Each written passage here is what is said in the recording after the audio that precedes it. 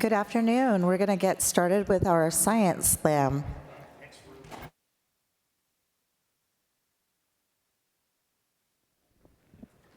Good afternoon, everyone. My name is Daniel Teasley. I'm the head of viral vectors and biologics modalities at MilliporeSigma's CDMO, and I'm really excited today to chair this Science Slam on neurological diseases. We'll have 3 speakers, each presenting on their topics, and then we'll have a 30-minute panel discussion to follow. So with that, I'd like to go ahead and get started and call up Xiaokui Zhang, the CSO of Aspen Neuroscience, for her presentation.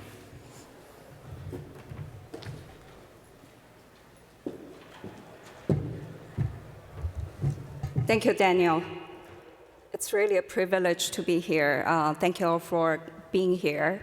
So first of all, on behalf of my colleagues, I'd like to thank the organizer and the sponsor for putting together this fantastic the Science Slam, and for the opportunity for me to share with you some of the groundbreaking research and the development for Parkinson treatment. This utilizing the autologous iPSC-derived neuron replacement, and this is an approach that intends to provide a potential long-term benefit for patients that suffer from the Parkinson's. So just a little bit about who we are, what the company is. Aspen Neuroscience is an autologous iPSC platform company that currently we're focusing on developing cell therapy for neurodegenerative diseases. So founded in 2018, that as a spin-out from Scripps Research Institute, that the company has raised $235 million to today, and then we built a 22,000 square feet manufacturing facility. So our lead program, AMPD-001 for Parkinson's disease, currently is making very steady and very exciting progress in the open label phase 1/2A. And this is the first autologous cell therapy for this indication that reaching clinic. And I'll talk about some of the preclinical and the clinical milestones in details in a couple minutes. We're very fortunate to have a group of the top-tier investors and a really great the funding organization like CIRM to back us up all the development work. So Parkinson, as you heard from Blue Rock and the other presentations, it represents the second most common neurodegenerative diseases after Alzheimer's, affecting more than 10 million patients globally. So this disease is marked by loss of the dopaminergic neuron in the substantia nigra, leading to a debilitating motor dysfunctions such as tremor, rigidity, and akinesia. So even though with existing the standard of the care like the levodopa, which only manages the symptoms temporarily, it doesn't really stop the disease progression. So leaving Parkinson's disease as a large unmet medical need, causing a significant large economic burden. So Aspen leverages autologous iPSC-derived cell therapies, and meaning that we can eliminate the requirement for immune suppression, that this is a critical benefit for the older patient population. So in addition to that, during the reprogramming from the skin biopsy-derived fibroblast to iPSC cells, we have found some of the aging markers in those cells are being reversed. So such as the telomere lengths are being elongated with increased mitochondrial function. So the other very encouraging potential is autologous cells that may help improve the reconstitution of the neural circuits after transplantation, resulting in the potential long-term benefit. It can be decades long. So there has been really promising clinical proof of concept that since the 1990s, that from those fetal mesencephalic tissue transplantation studies, and showing as on this slide, for example, some of the patients actually saw the long-term and durable reduction of the motor symptoms that measured by UPDRS, and also the reduction of the daily off time, which is accompanied by increased fluorodopa uptake, that's suggesting that those cells are viable and actually elicited those clinical benefit. Post-mortem analysis actually was able to detect the survived dopaminergic neurons post-transplantation for as long as 24 years. So despite of this very encouraging, the clinical outcomes saw from the open-label trials, unfortunately, that 2 placebo-controlled, that double-blinded trials sponsored by NIH, that actually only showed very marginal functional improvement that we felt that's probably attributed by several variables as summarized here. First is the trial design, and then the other is a different immunosuppressive regimen that being utilized in the different studies. And the other is a variable, the preparation and the manufacturing procedures being utilized to derive the grafted tissues for patients. So despite of that, those trials that provide the first observation of the graft-induced benefit, that's actually distinguishable from the placebo effects. So this is why we predict by utilizing the well-characterized and a very consistent manufacturing process, and also eliminate the immunosuppressant, the autologous iPSC-derived neuron replacement could potentially improve the clinical outcome. So just very quickly, how do we do that? So this provides a schematic overview of a 3-stage manufacturing process to derive the dopamine neuron precursor cells, starting from the skin biopsy obtained from the patient. And then after preparation of the fibroblast cells, that we proceed with a reprogramming process to obtain the iPSC cells. And then we have established a really robust in-process and release QC assays, that including some of the machine learning-based genetic tests to ensure every step of the manufacturing process and at the product release that we have the consistent and good quality of the product that from the manufacturing for every patient. So we have already achieved quite a significant preclinical and clinical the milestones summarized on this slide. So the very successful IND-enabling activities resulted in a very comprehensive data package summarizing a good safety profile in 9 months, the rat GLP tox study, and also that in non-human primate, we're able to demonstrate the feasibility to deliver the cells in a very precise manner into the putamen bilaterally without any adverse event. And also in the Parkinsonian rat model, and then our product was able to elicit a robust rescue of the dopamine loss post-transplantation, and plus the CMC process being established. So we're actually able to qualify some of the product release criteria at the very early stage of the development. So last year, we obtained the Fast Track designation, which is very exciting, that we'll talk a little bit later during the discussion. So, and as I mentioned that the clinically that we have seen several the milestone being achieved there, and earlier we announced that we have dosed the first patient safely, and there's no adverse event or severe adverse event or adverse event that observed. So this Aspiro clinical trial with the primary objective being evaluate the safety, tolerability, and dose responses. We have also included the exploratory endpoints such as the fluorodopa PET imaging to evaluate the activity and the integration of the cells post-transplantation. And also we're the first company that incorporated the digital health technology that at the phase 1/2A stage to evaluate the objective, to provide the objective measurement of the motor and the sleep information through both active and the passive monitoring using various technologies. So this potentially can indicate or correlate with some of the early clinical outcome. So we're very excited to see some of the data generated and being incorporated. So in summary, Aspen's AMPD-001 presents as a really new frontier in treating the Parkinson's disease. And as I mentioned that we have manufactured all the cell products for the phase 1/2A patients. And with the first cohort being completed dosing successfully, and we're proceeding very well with the second cohort dosing. And then at the end of the year, some of the initial clinical readouts will become available. And we're very excited to see how the other precision medicine approaches that generated the data will be putting together and integrated to inform on the efficacy and the safety of this therapeutic option. So we're excited about the journey and excited about the potential that we'll be able to bring to the patients who are waiting. Thank you. So looking forward to the discussion later.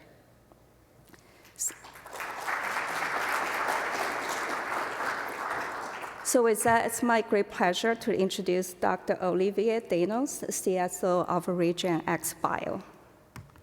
Olivier. Thank you very much, and thanks to the organizer for having us slam with you today.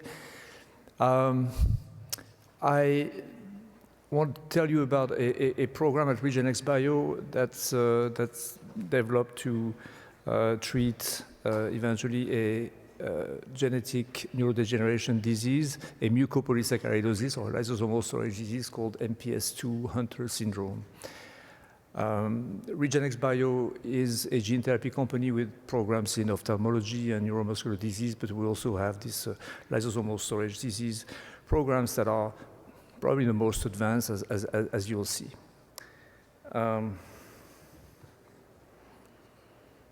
Those are my forward-looking statements. We think that this therapy has the potential to address the unmet need in MPS II. MPS II is a genetic disease, it's a rare disease. It's a deficiency in an enzyme called adenosine sulfatase that participates to the degradation of heparan sulfate. And when this enzyme is not there, toxic substrates accumulate everywhere in the organism and creates a syndromic disease that in about 2/3 of the cases affects the central nervous system and provokes very severe neurodegeneration. So a majority of these patients have this very serious unmet need of neurodegeneration that the current therapies, which are enzyme replacement therapy, the enzyme can be given by IV infusion regularly. The enzyme therapy doesn't work for the CNS. The enzyme doesn't cross the blood-brain barrier. So we sought to address this problem using AAV gene therapy. We're using an AAV9 vector that we inject in the cerebrospinal fluid intrathecally, or more precisely in the cisterna magna. Doing this, we directly target the cells in the CNS, and we hope to produce the enzyme to the CNS. I also want to mention that anything you inject in the CNS also goes to the periphery, so a secondary benefit of what we're doing is hopefully also to target the peripheral organs and take care of all the other tissues that have issues in this disease. The way we're developing clinically this therapy is by using a clinical endpoint, which is a biomarker, and that's the undegraded substrate of I2S that accumulates in the CSF. It's called D2S6. It's a byproduct of heparan sulfate degradation, which is not degraded when the enzyme is absent and accumulates and mediates some of the toxic effects.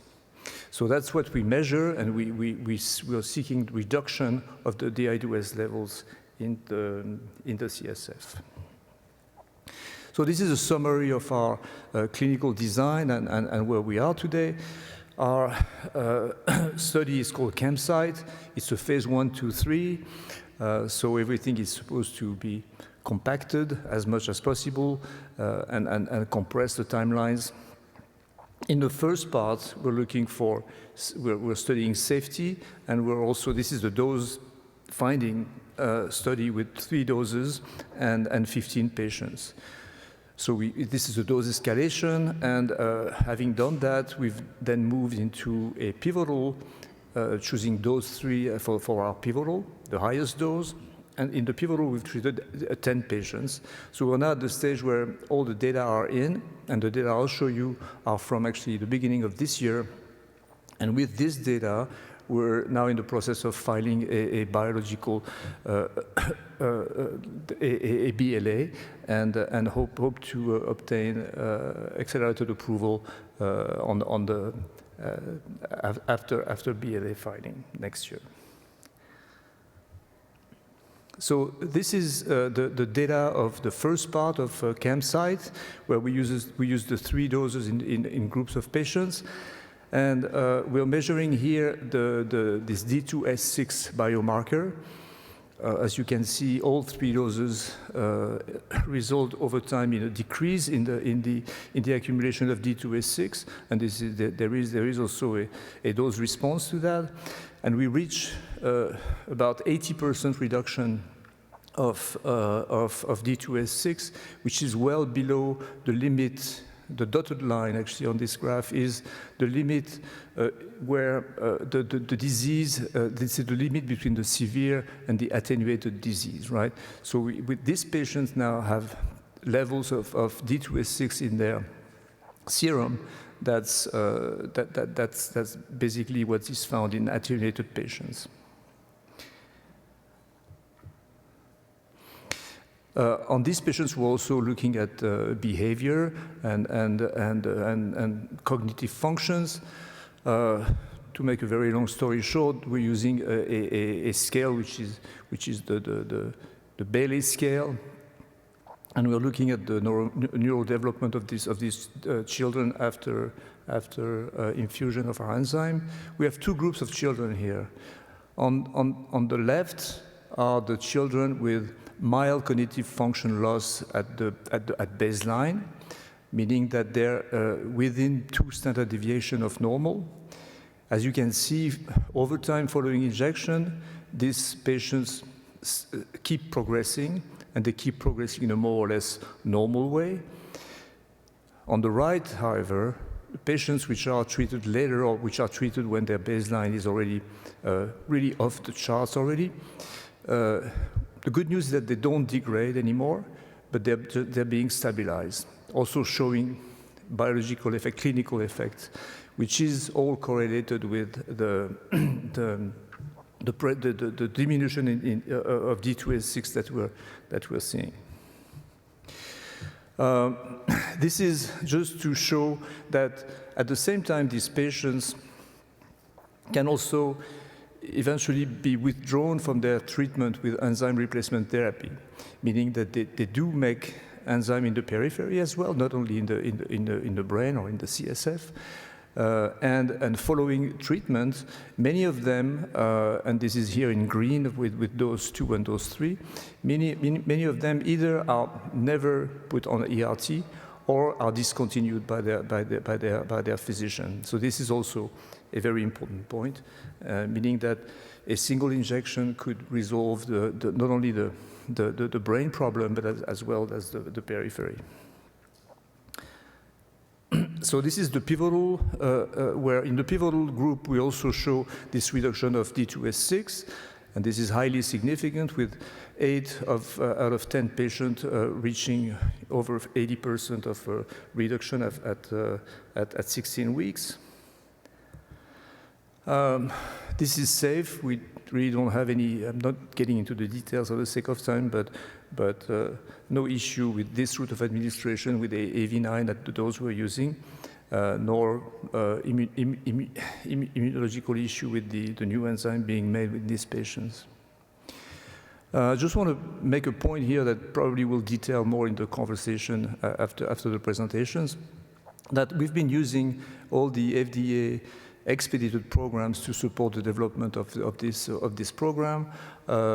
We've obtained fast track designation. We've obtained the RMAT, the Regenerative Medicine Advanced Therapy designation, and we're shooting for accelerated approval, meaning that we want to get the approval on the measure of this biomarker, and also as it relates to the measure of neurocognition as well. But the primary point for accelerated approval will be the biomarker and D2S6.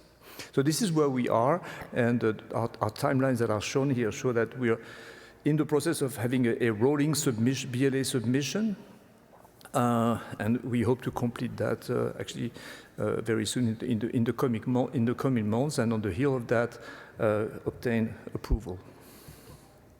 So I'm just going to skip this summary for the sake of time. I just want to make a point here on the fact that we've actually developed multiple programs at the company at REGENXBIO. I told you about MPS II. There's also MPS I, which is a similar problem. It's just the next enzyme in the degradation of heparan sulfase. So MPS I is also something that's at the clinical stage. We also have a program that, with the same tools, with the same approaches, with the same kind of interactions with the FDA, is ready to go, which is, and it's CLN2, Batten disease, deficiency in a tripeptidyl peptidase TPP1. So there is also something like a platform approach that's possible here. And thank you to everyone who participated. I now want to give the podium to Rachel McMinn, who's the CEO of Neurogene.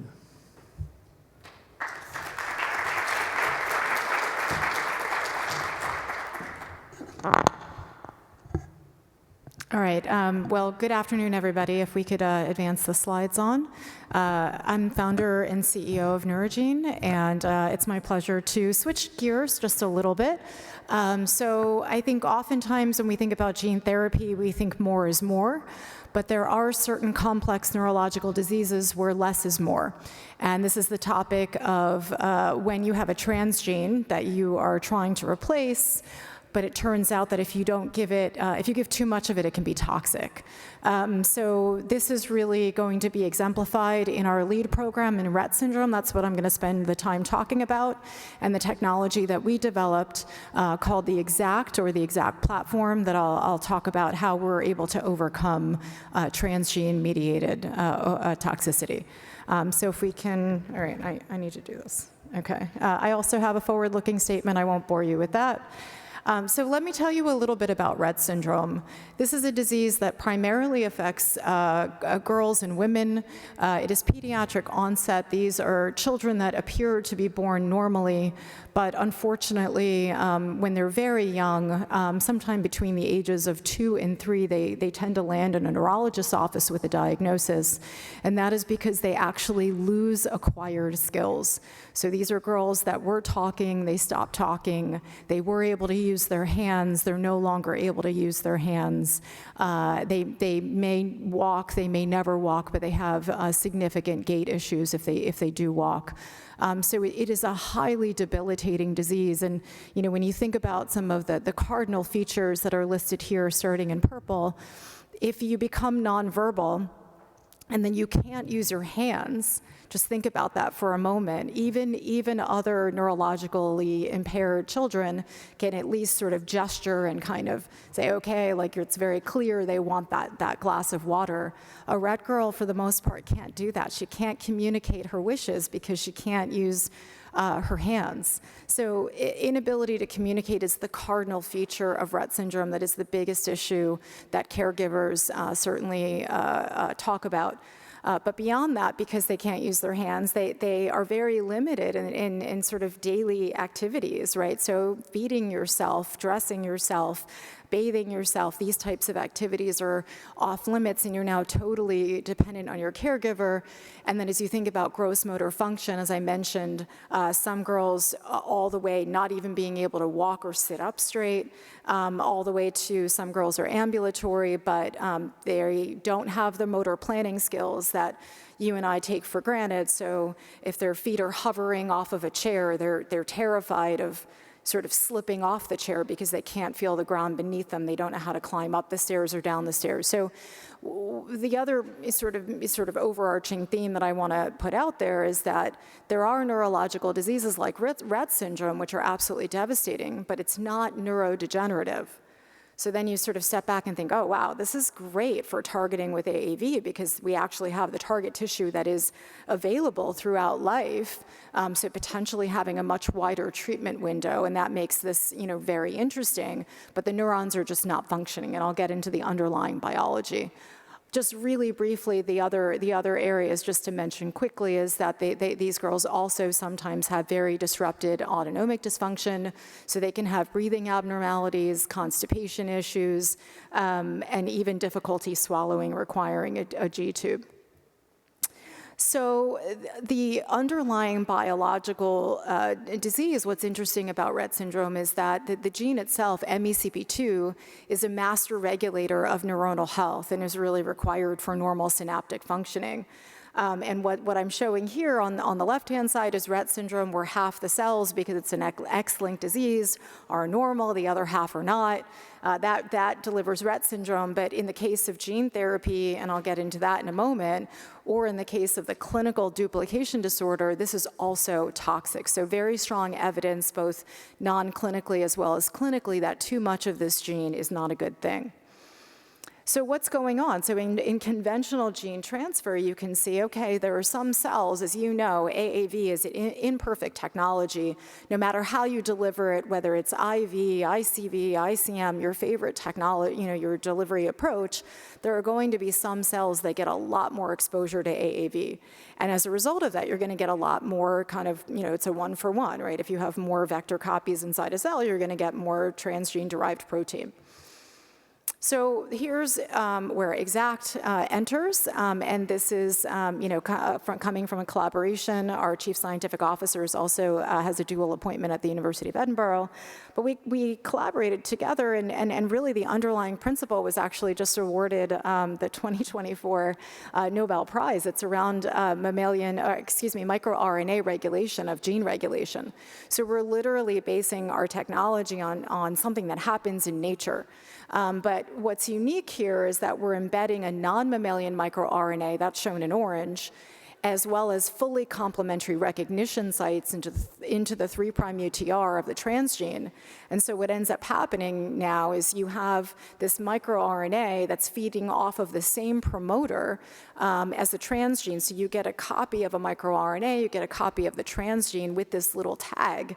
And the more copies of vector that you get, now you have more microRNA that can find its target, and when it does bind, it leads to transcripts being destroyed, and the only thing that gets through the system, if you will, are unbound transcripts.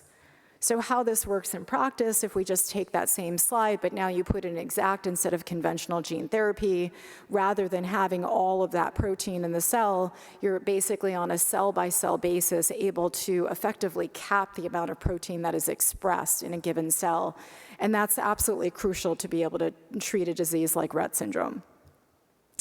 This is one of my favorite experiments. It's a very early experiment. It's not NGN-401, but an early version of that. And it's a mouse study. We scooped out mouse cortex cells and counted them painstakingly, not me personally. But you can see with conventional gene therapy, you have this very broad shoulder, right? So you have a peak of where most cells are expressing a certain level of transgene, but then no matter what you do, you always have this shoulder. So if you modify the dose, the promoter, any other genetic elements, you always have this tail effect where there's going to be some number of cells that get overexpression, whereas with Exact, it's a very, very narrow level of cells that are, a very narrow level of expression across all cells. So now we have the ability to tune the desired level of protein expression by manipulating other things around the circuit, but we have a very strong circuit here. This is just some early data that supported the phase 1/2 study, which I'll tell you about in a moment. You can see on the left-hand side, this is the robust, gold standard survival male knockout mouse study. It's a lethal model. These male mice die at 9 weeks, and you can see a nice dose-dependent increase in survival. And what's not shown here is also an amelioration of some of the core features of Rett syndrome in this model.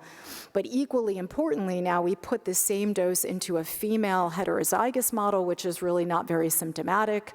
But you can see those same doses that were efficacious are also safe, no toxicity and no impact to survival. But if you can see what's shown in purple, if you have an unregulated version where you remove that microRNA safety valve, the mice are dead in 2 to 3 weeks, really underscoring how toxic this gene is if you don't have a safety valve. This is a quick schematic of the ongoing phase 1/2 trial. There's 2 parallel cohorts enrolling concurrently. We have a low dose that is bracketed by those 2 efficacious mouse doses that I just highlighted a moment ago. We look to complete enrollment of that cohort of 8 patients before the end of the year, so second half of this year. The high dose is currently in the stagger phase and currently enrolling.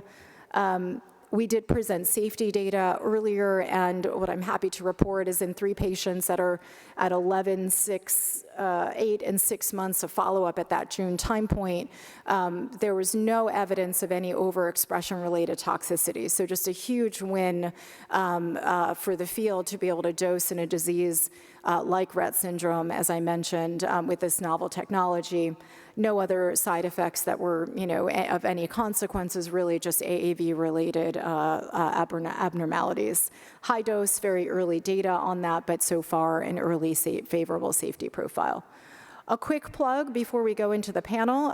We were chosen as one of the START pilot programs, which is very exciting. It's an honor and a privilege and also somewhat scary to have that level of responsibility. But this is Peter Marks and Nicole Verdun briefly mentioned it today, where they are really focused on accelerating us and others into a pivotal study, right? That is the whole design of START. So we're very excited to have that. In addition, we have RMAT, and we can talk a little bit about that. That I think is more known to the audience, but that provides the accelerated approval and like a priority review benefits that we would have there. So nice synergistic designations, and we're just very excited to be part of this pilot program. So with that, I'm going to conclude my remarks and invite the panelists and moderator to come up and speak, and we look forward to the discussion. Thank you.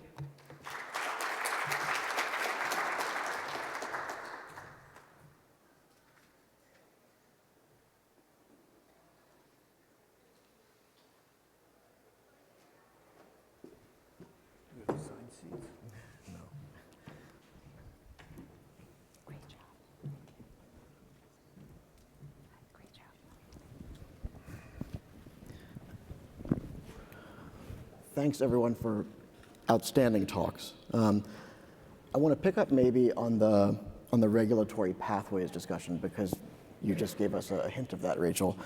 You're leveraging the START pilot program and the RMAT designation for NGN-401. Can you kind of walk us through the process and the thinking behind leveraging both, and what each brings you that's maybe distinct or complementary? Yeah, so look, I think RMAT, we heard Nicole talk about this earlier today, if you had a chance to hear her discussion, but this is really a program that is designed to evaluate preliminary clinical benefit, right, and really validate that. And they talk about that internally, and if you get RMAT, it's sort of this stamp of like, yes, we agree that there's some early evidence of clinical benefit. And then, there's a series of meetings that they have internally. She explained this. And you also get kind of like your RMAT meeting, a big type B meeting, and the opportunity to go back and talk to them about it. I know sitting on the ARM, one of the ARM panels myself, we've done a survey, right? ARM has done a survey and showed that some sponsors have really benefited from RMAT and others maybe haven't had as much of a positive experience. So I think, RMAT is a great program. I know the FDA is very excited about it, and perhaps there's opportunities to improve that. The reason why we were so excited about START is that, when the COVID vaccines were approved in a year, which it's never happened since the dawn of, the FDA regulating efficacy.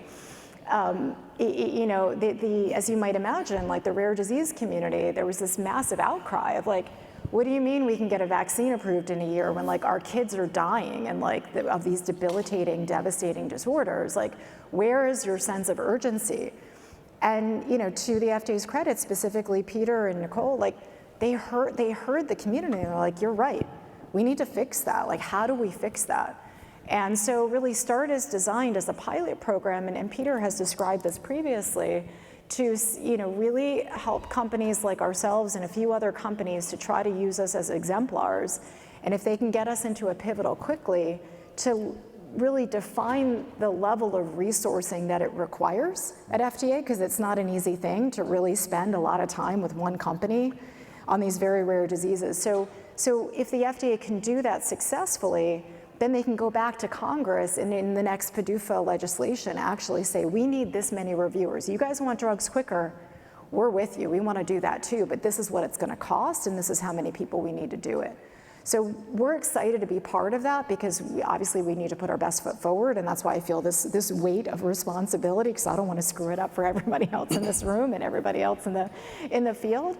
But I feel like it is our responsibility as one of these pilot designations to really try to help the FDA move as quickly as we can into a pivotal study, to kind of show hopefully what good looks like, and help blaze this for the field. You mentioned that based on some survey work and some discussion that some folks had benefit from the RMAT designation and maybe some had a less positive experience. Can you elaborate on that a little bit? So I didn't run the survey personally, but based on my understanding, the feedback was that I think some sponsors maybe got lost beyond that Type B meeting, and they weren't really sure like how best to engage the FDA after that.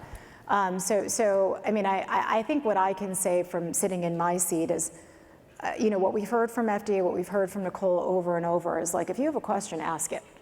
And I think there's just so many, the sort of default in regulatory is like, well, I don't want to look like an idiot in front of the FDA, or the FDA said something 4 years ago, so we got to abide by that. And I think what we're hearing is a very different tone from the FDA of like, no, we get that. We know we said that a while ago, but like we have new leadership and we're really trying to do things differently. So hopefully, the message is, if you have RMAT, they're telling you there's a signal. They agree with you.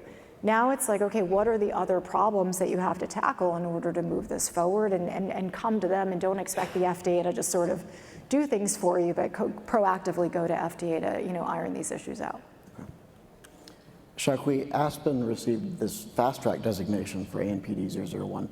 Do you see RMAT, breakthrough designations, other approval pathways in the future for Aspen? Yeah, it's a great topic for us to kind of exchange with those who have experience in this areas. So for Aspen, first we're very excited to obtain the fast track designation. It validates it's a significant unmet need for this condition, and also the potential of ANPD-001. We're in the early days of the development, and we're going to have more data, which we're really looking forward to. So at the same time, we're establishing the networks, and then our people are very integrated with the ARM, and then the other the organizations to really get to the what's going on in the climate, and then what are the discussions that the field is having. So we're exploring the various regulatory designations, including RMAT. So in the future, once that we get in more data, we're going to assess it and see if that meets the specific criteria that the RMAT requires. Do you think there's sufficient, I don't want to say publicity, but do you think there's sufficient awareness across the industry about all of the options that are available from your seat?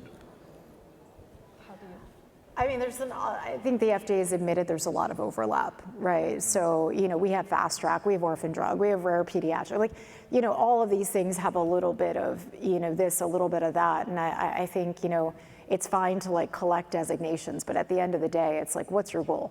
Right, there are some things that have very specific goals. Like if you're in rare pediatric disease, obviously a rare pediatric designation makes sense, right? You can get a voucher. There's a significant value attached to that, right? That trades in the market, and depending on the year, it can be over $100 million, right? That is a very discrete thing, But again, fast track is as we've just been talking about, is really about validating this is an unmet need. Whereas RMAT is very specific about, kind of validating that you have, early clinical benefit evidence. Olivier, REGENXBIO sort of in a different position approaching BLA submission, which congratulations, by the way. Can you speak more about the accelerated approval pathway that you've pursued for RGX-121, and maybe a little bit about the decision on using D2S6 as the endpoint, as a surrogate endpoint?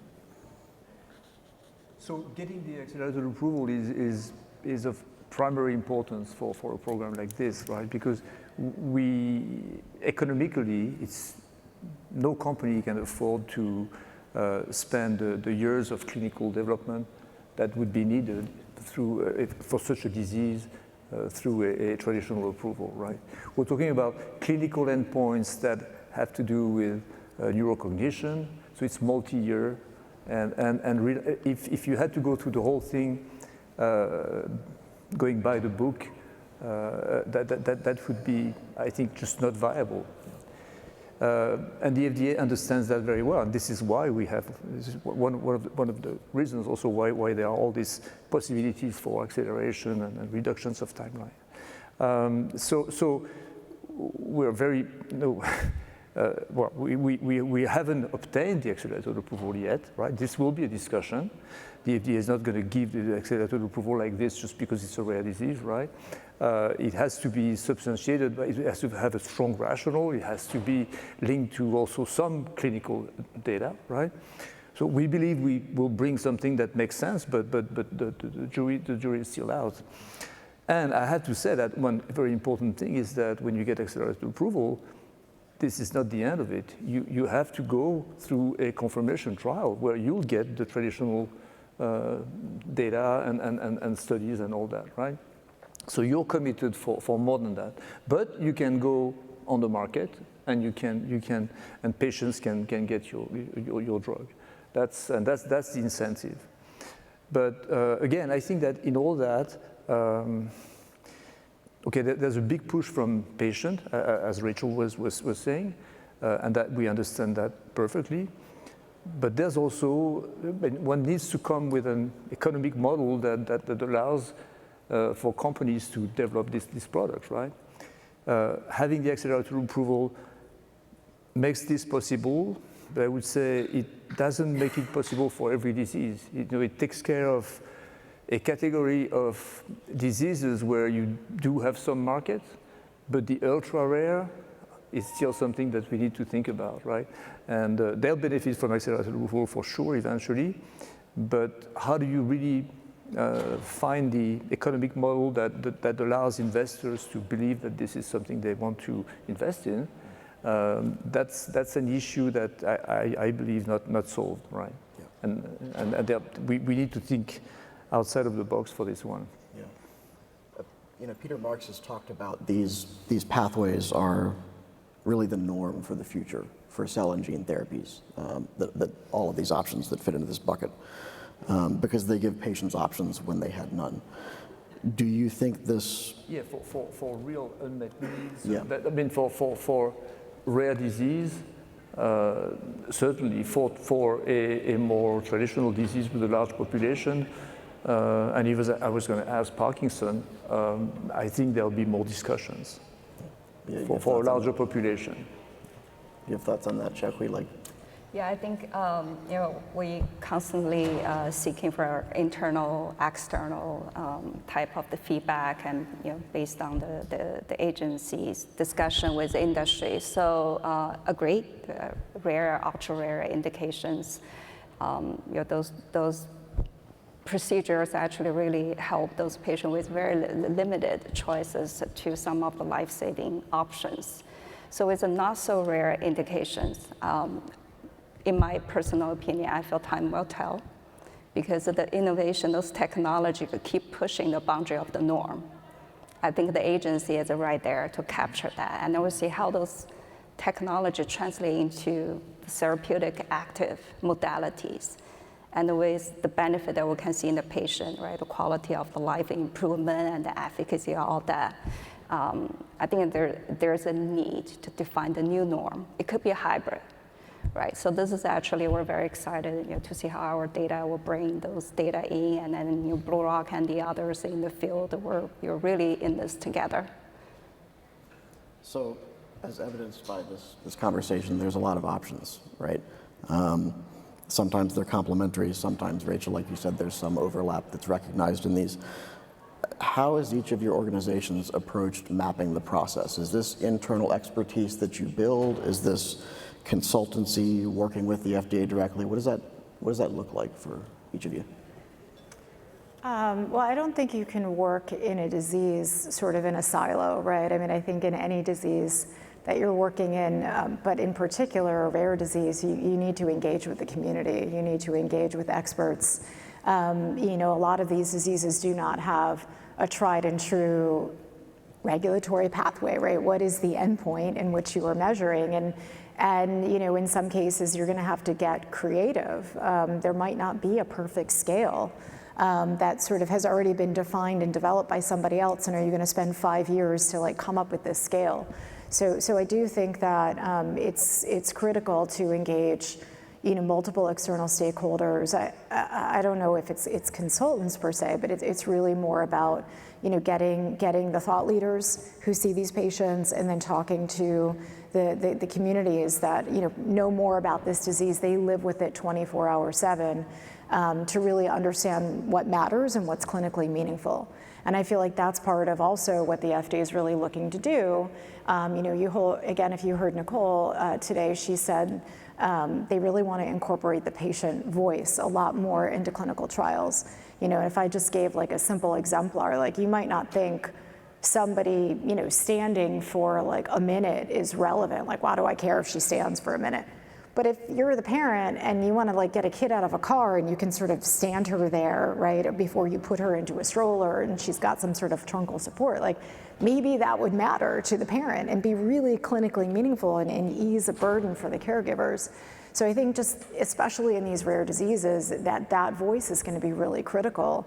And if you're kind of in your own head and just looking for these validated endpoints, you may miss that altogether. So maybe thinking about the endpoints and biomarker development topic, maybe we can dive into that a little bit. Aspen and REGENXBIO have kind of programs at different ends of the clinical phase spectrum. Can you talk about how your organizations have approached the use of biomarkers across that spectrum of clinical development? So does the use and validation of a biomarker change through phases, or is it set early? What happens there? Maybe you can start, Olivier. Yeah, for us, I think it's important to stress that you have to think about that very early, and you have to develop it the right way very early. It's not like for your phase 1, you're going to have some, you know, bench grade type of biomarker and then move on. In a program like this, anything you're doing with your first patient is relevant to the whole, you know, cohorts that you're going to treat, and it's going to be looked at at approval, so it's immediately important. So you have to start right away with validation, and you have to have qualified people to do that as well, and the whole system, and that can be challenging if you're you know, a real beginning startup, because those are significant investments. So we were lucky to be able to do that and think, well, actually, we didn't think right away, and we realized that after a few steps, right? Okay. That we had to do that, we had to make this investment, it had to be done the right way, identify the biomarker, validate them, start the whole conversation with the FDA very early on, you know, what about this biomarker? How do you see that? And so it's something that starts early for sure.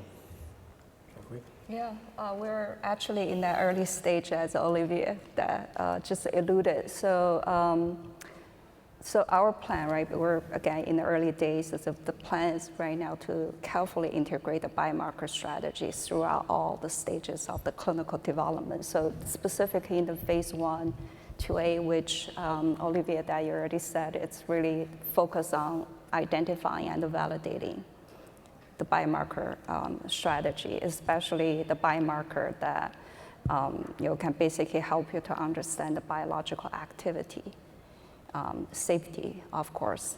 So you know, the PET imaging for DOPA, the uptake in the putamen through the PET imaging currently is that built into our current trial to provide basically visualize the activity and the potential the integration into the neural circuit.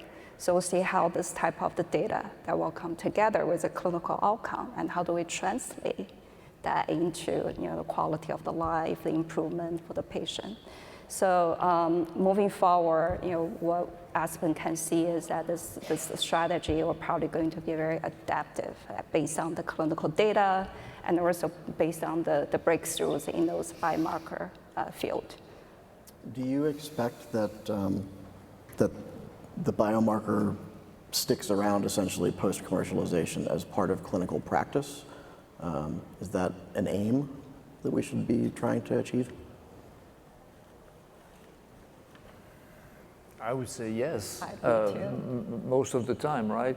But well, yeah, I think it would make sense, because if it's good, if it's a good biomarker, and if it allows for approval eventually, it means that you can get an early peek at the efficiency, the efficacy of your treatment.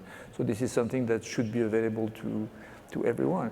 But there are cases where the biomarkers may be a bit more complicated or may involve some invasive surgery, for instance. We're developing a program in Duchenne muscular dystrophy where the biomarker is a biopsy and the amount of microdystrophin that you make through gene transfer. This is a little bit more of a clinical thing to do than just taking some CSF and dosing for D2S2 for the sugar I was talking about. So it varies with biomarker, but in general, I would say the concept is that yes, if it can be a reality in the clinic or in the doctor's office, that's much better. Rachel, I want to pivot to you, because Rett syndrome has few quantifiable biomarkers. Did Neurogene pursue new biomarkers, or maybe biomarkers that weren't ideal early in the program? Was that part of your strategy? Yeah, so look, I think biomarkers are sort of, it's great when you have them, but if you don't have them, you can go into a tailspin trying to find one and come up with nothing. So, the field for Rett syndrome has been trying to identify a biomarker for well before Neurogene ever existed, and unfortunately, there just isn't any sort of one obvious one. That being said, there's still work that's being done, and our CSO is very engaged, and if there's something that gets discovered, of course we'd love to have that. I honestly feel like we're going to have clinical data, and we'll probably have a pivotal trial and all of that well before a biomarker will be discovered. So I think the way we think about this is, what's interesting about Rett syndrome is that because it's not neurodegenerative and the population that we're going after is relatively stable, we're actually looking for gains of skill.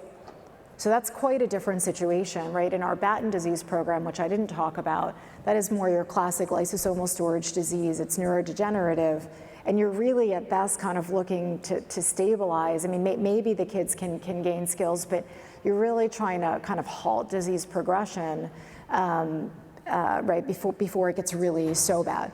But in Rett, you're actually looking to gain skills. And so in a way, like, if you don't have a biomarker, that's not so terrible, because if you can kind of put together a natural history database, or at least some sort of set of data to show that whatever skills you're gaining are outside of that, then that's clinical benefit. And whether that's determined to be an interim clinical endpoint, or whether that's kind of a full approval, there is no biomarker, and you kind of go straight to function, right? So when you think about approval, it's feels, function, survives. So this would be function, right, as one of the core elements of how you get a drug approved. So I would say, in terms of advice for other companies, if you're working on a disorder that is relatively stable, but there's at least some evidence that shows, like we knew in mice that the disease is reversible, right? So there was some basis for expecting that. So if there is that story to put together, and you can kind of predict that you would be looking for gains in skills and gains in function, then that can be a way to move a program forward with some level of conviction without having that biomarker. Olivier, maybe I was hoping you could tell us a bit about layering the biomarker with other endpoints, because you're pursuing kind of a behavior and cognitive function, I assume, secondary endpoint in addition to the primary endpoint for the biomarker. How is that approach put together? Well, it's definitely done in parallel. That is, we measure the biomarker, and then this is that we prepare our approval based on the measure of this biomarker. But the biomarker needs to have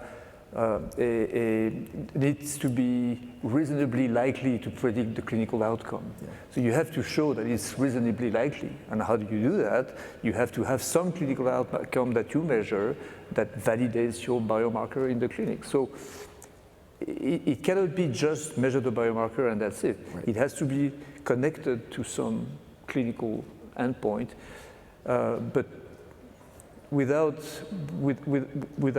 validating, without getting into a trial where your primary endpoint is clinical, right? Yep. I'm not sure how clear this is, but it's probably, you need some of it. So it needs to be done together. There's a lot of stories, of course, over the years of failed biomarkers and failed endpoints in clinical trials. And I'm wondering how each of you thinks about mitigating that risk to avoid the same fate as you're designing a clinical trial and looking at a path to approval. So can I say something on that? I think with devastating rare disease of childhood, what you cannot do is to give something to the child which is unsafe. Right. What this all accelerated approval thing tells us is that maybe you can take a little bit more risk in terms of giving something that's not perfect or maybe is inactive at the end of the day. I think there is some tolerance for that, which I think we understand, and is okay. But that's where the difference is, right? I mean, I would just say, look, the brain is really difficult. So anyone in this room who's working on neurological disease, congratulations to you. You've picked the most difficult organ to work on. So I think we all recognize that. But if we have an impact, it's going to be incredibly meaningful, and we're going to transform lives. So it's worth the hard problem is worth it.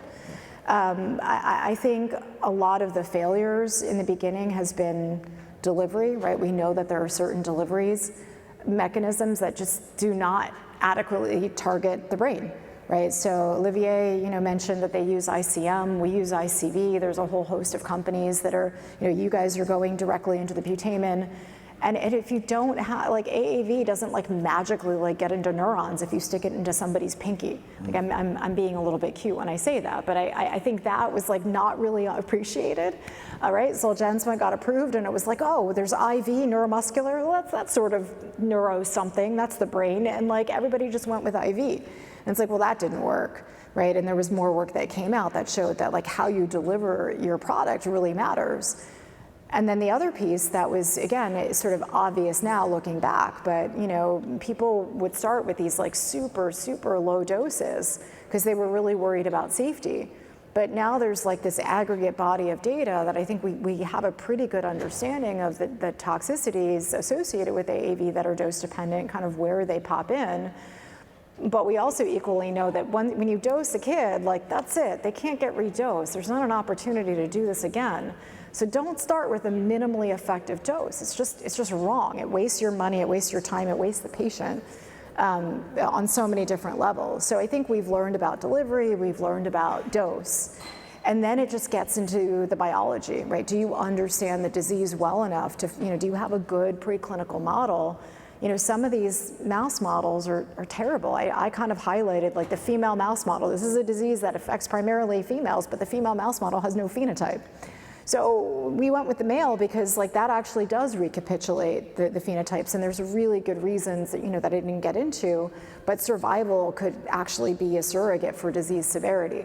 So really having a good translational program is critical, right? If you have a mouse model that stinks, then you're really just left on are you getting to relevant levels in the brain in a large animal model that you can get conviction on that these should be therapeutically relevant.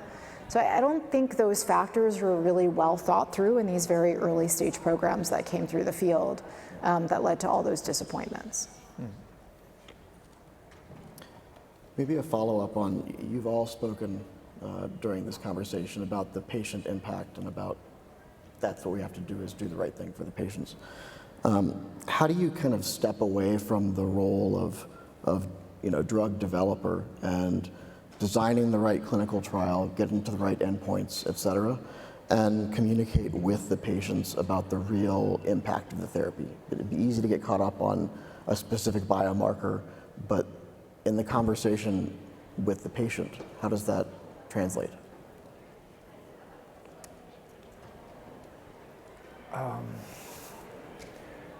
So you're asking, how do we get the message through that, maybe it's a little bit more complicated than Yes. just the Precisely. I think, obviously when you're in rare disease, especially, you're working with the patient all the time. Because there's so much that the patient and the caretaker know that's so important to develop your drug that you have to.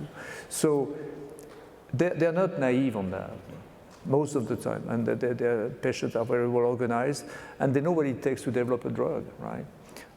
And sometimes there are things that they don't accept when I was, saying, well, your disease is not frequent enough, so we can't develop the disease. That's the kind of thing that we have heated conversation with them, and that's a big problem. But in terms of, well, we have to go step by step, and we have to do this and that, and this, they get it, absolutely. I don't think that this has ever been really a problem in the programs I participated to. Xiaokui?